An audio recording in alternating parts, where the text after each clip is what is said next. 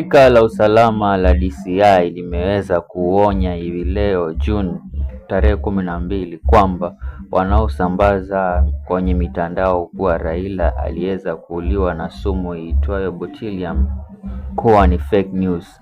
Wameweza kupost kipande hicho cha post kwenye mtandao wao wa social media na kusema kwamba ni fake news.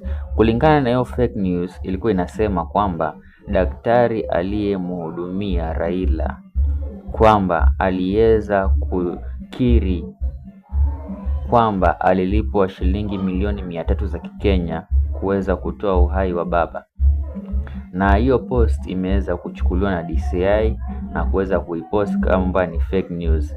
Sasa hii ni miezi 8 tangu Raila kuweza kupoteza uhai wake, lakini post zinaendelea kusema kwamba Raila aliweza kuuliwa kutokana na sumu ya botulinum.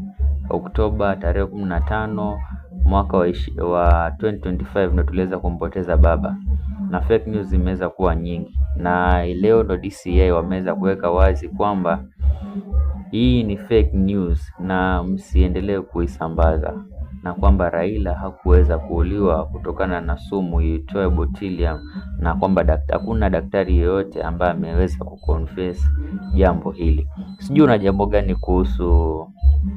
una maoni gani kuhusu DCI wanachokizungumzia hapa? Tupia comment yako na usahau kusubscribe.